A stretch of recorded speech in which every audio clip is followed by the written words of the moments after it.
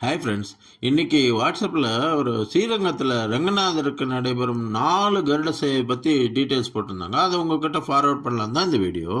தை மாதம், அதாவது நேற்றுக்கு 5/2/2025 நடந்தது தங்க கருடன்னா, அது இந்த பூபதி திருநாளில் 4வது திருநாளாக அது கருட சேவை வாகனம் சாதிக்கிறாரு.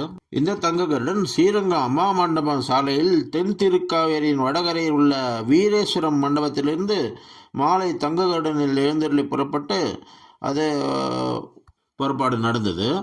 காலையில் மூலஸ்தானத்திலிருந்து பல்லக்கில் புறப்பட்டு வழிநடை உபயனங்கள்லாம் கண்டொருளி மண்டபம் அடைகிறார். அது பெரிய கோயிலேருந்து 4 கிலோமீட்டர் தொலைவில் இருக்குது. ரெண்டாவது, மாசி மாதம் திருப்பள்ளியோடம் உற்சவன்ற பேரில் நடக்கிற உற்சவத்தில் வெள்ளி கருட சேவை சாதிக்கிறாரு.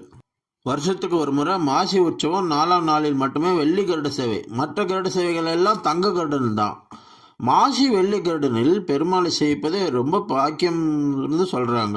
மாசி கருட சேவையை சேவிக்க பக்தர்கள் கூட்டம் ரொம்ப அலைமோதும்.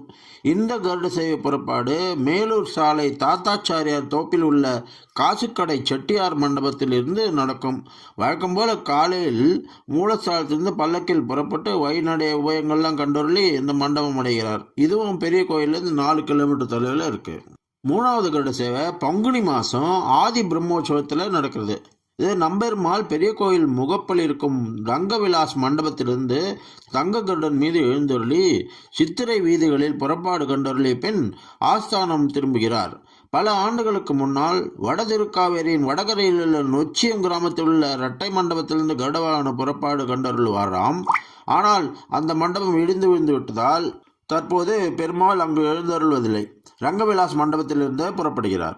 4வது கருட சேவை அன்னைக்கு, அதாவது சித்திரை மாதம் பிரம்மோற்சவத்தில் விருப்பன் திருநாள்னு அந்த பிரம்மோற்சவத்தில் கொண்டாடப்படுறது. இந்த கருட சேவை ஸ்ரீரங்கம் மேலூர் சாலையில் உள்ள திருச்சி ஆரிய வைசியாள் மண்டபத்திலிருந்து மாலை தங்க கருடனில் எழுந்தருளி புறப்பாடு கண்டருள்கிறார். காலையில் மூலஸ்தானத்திலிருந்து பல்லக்கில் புறப்பட்டு வழிநடை உபயங்கள்லாம் கண்டொருளி மண்டபம் அடைகிறார். பெரிய கோயிலிருந்து 2 கிலோமீட்டர் தொலைவில் இருக்குது. ஸ்ரீரங்கத்தில் அனைத்து கருட சேவைகளும் 4ஆம் திருநாள் என்று நடைபெறுகின்றன.